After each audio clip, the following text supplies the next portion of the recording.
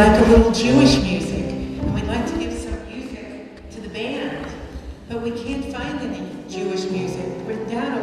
We heard that maybe you might know some place where Jewish music is written down. And he said, I don't know, I don't think there is a place, but I could just write some of it down for you. And so he did. And they had a very freilich wedding, and word began to spread around the country, as it only can in Jewish circles, that there was a place to find music for Jewish weddings. And Velvel, coming from an Orthodox background, had access to the Hasidic communities. And he decided, this is an amazing thing, that there's all this rich Jewish music, and no one has ever noted it, no one has ever written it down. It's being passed on from generation to generation, but it's going to be lost if we don't write it down.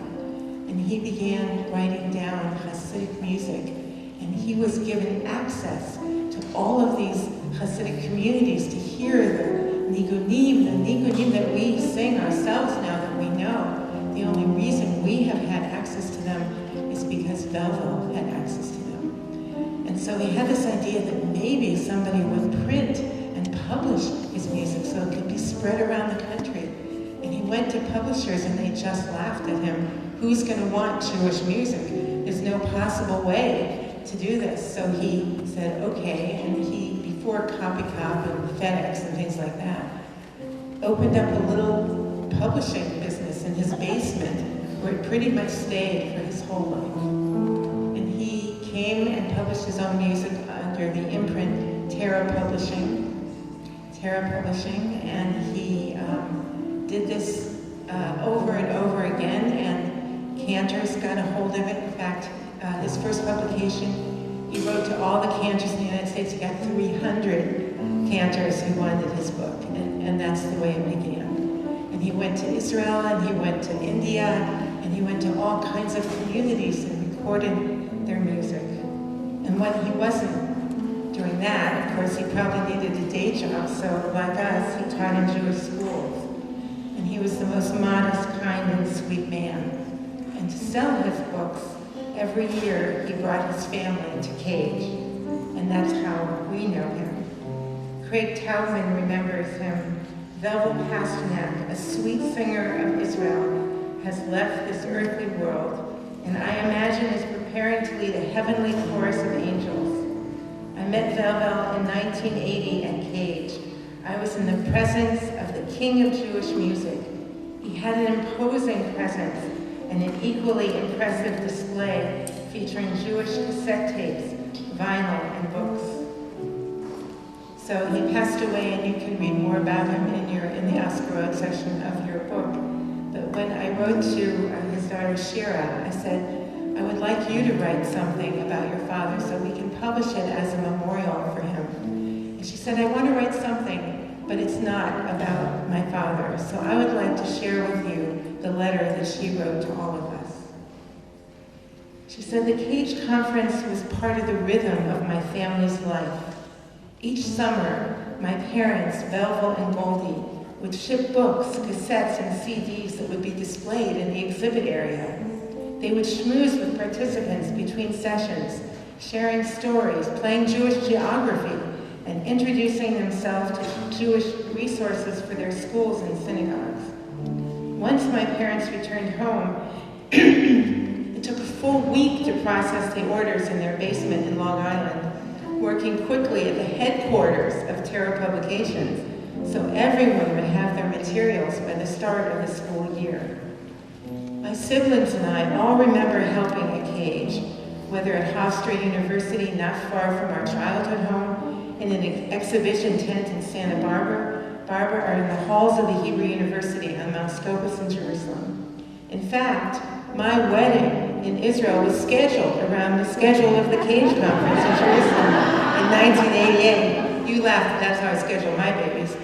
Taking place right after the conference ended, enabling my father of blessed memory to legitimately write off the trip as a business expense. What NewCAJE introduced to the children of our Orthodox family from New York was the idea of alternatives. not just in Jewish education, but in Jewish life. It was at this annual Woodstock of Jewish educators, rabbis, writers, academicians, performing artists, students, and lay leaders that we were first introduced to a wide range of Jews of other denominations who were passionately committed to Jewish life, culture, and continuity. My father loved them all and delighted in being able to share the musical heritage of the Jewish people with them, whether at workshops, lectures, or behind the table in the exhibit center. And as we have discovered in the weeks since his death, they loved him back.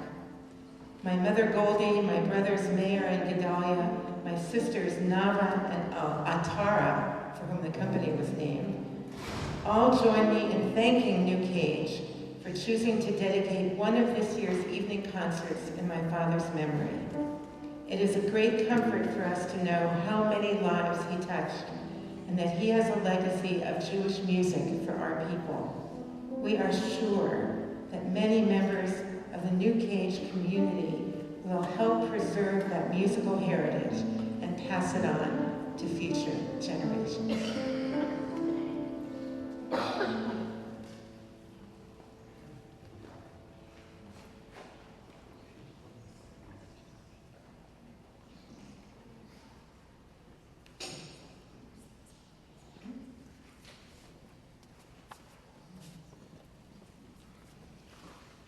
I remember Velvel Pasternak beautifully because when I would walk into an exhibits area, there would be tray after tray after tray after tray of cassette tapes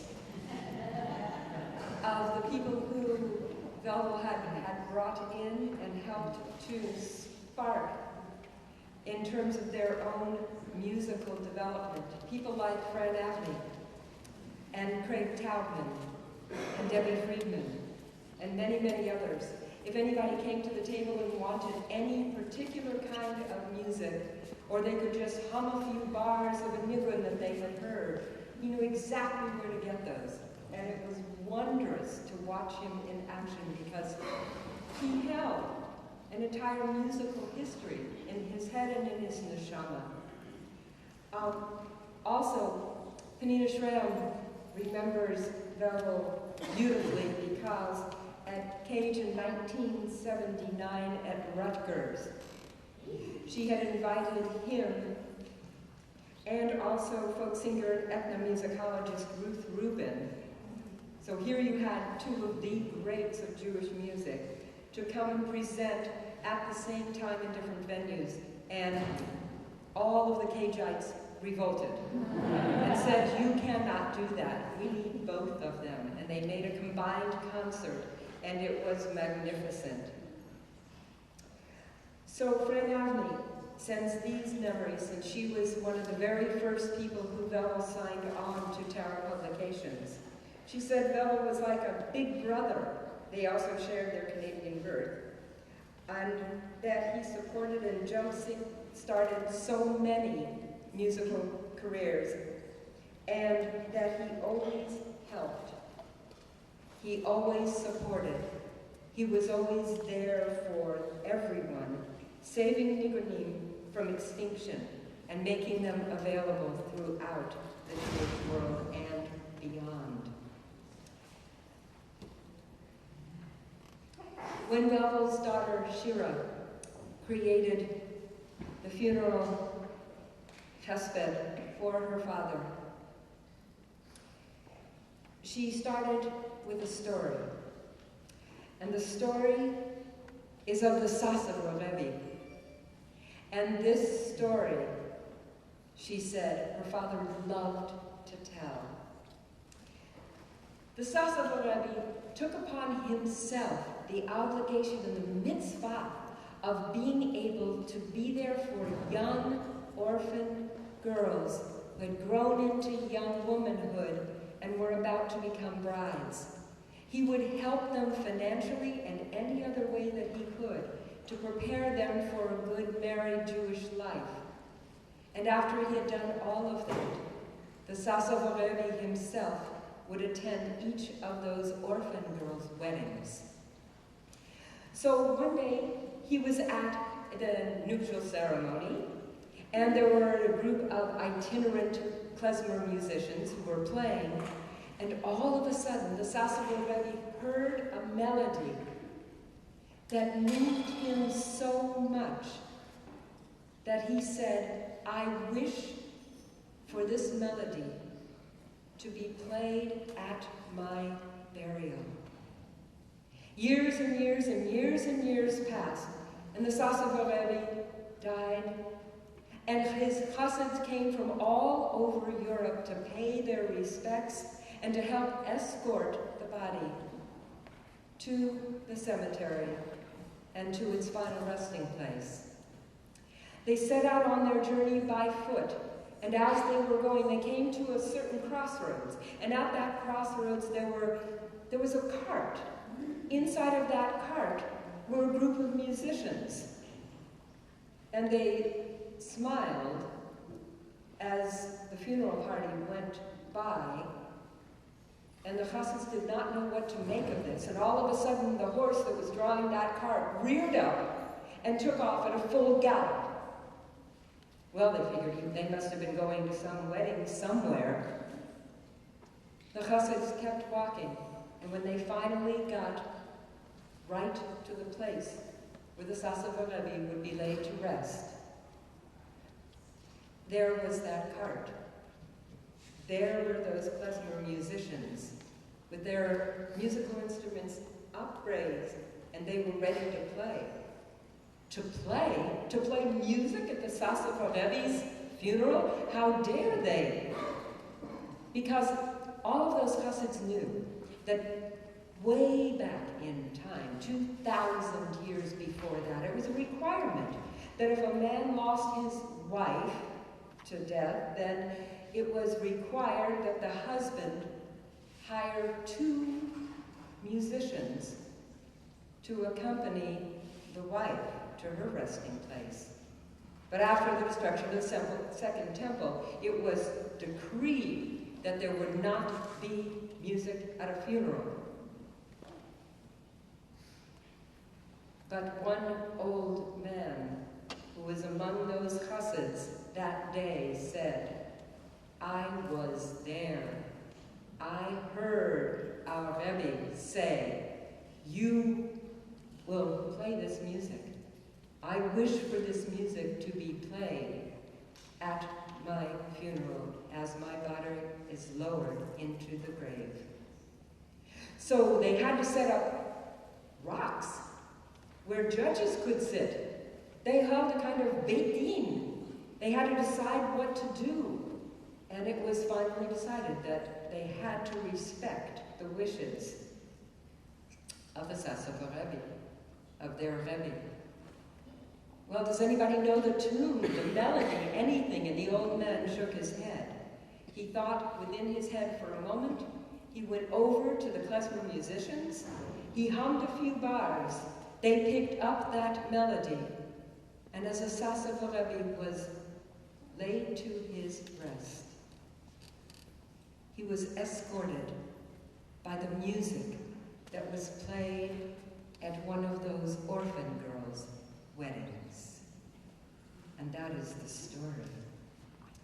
Now, Velvel's daughter Shira continues, and I'll read you her words about the story that her father loved so much. Of all the stories related to Hasidic music, no other story has quite the force and emotional appeal for a musician as this one. And I could see many, many of the musicians in the audience nodding their heads as they could hear this story. Long-standing tradition is broken, and music becomes not only the accompanying motif of one's life, but also the companion of the chassid on his eternal journey. The soul, in returning to the Maker, ascends to the strains of a melody. The powerful ending of this story, as my father told it, Shira says, was a clear statement to me that although it may be a departure from tradition, my father would have wanted there to be music at his funeral, even if it is not the norm, so that his soul could ascend to his Maker to the strains of a nigun. But, Shira goes on, when the dreaded moment of planning the funeral arrived, the idea surfaced again, this time with greater force. My father taught me that there are mansions in heaven that can be opened only through song. He taught me that melody is the key with which to unlock the gates of heaven, and it is the ladder to the throne of God. My father taught me that melody is the outpouring of the soul, and that a nigun can elevate the soul to great heights. It was clear to me that my father's soul, like that of the Sasover Rebbe, must ascend to the strains of a nigun. My sister Atara suggested that we contact Eliezer Rosenfeld, an Israeli clarinetist, and he played at the funeral. He arrived with a well-worn copy of my father's first book of Hasidic music. He said, I will sing the song, the soul is yours and the body is your work. And he played this on his flute as we cried and swayed. Eliezer told us, dear family, I feel like I am closing a 40-year circle. When I first started out, I looked for notes to nigunim, and I found the books of your father of blessed memory. The songs and tunes that your father transcribed helped me to overcome a period of great mourning in my own life. It is not by chance that you called and wrote to me. I came here with all my heart.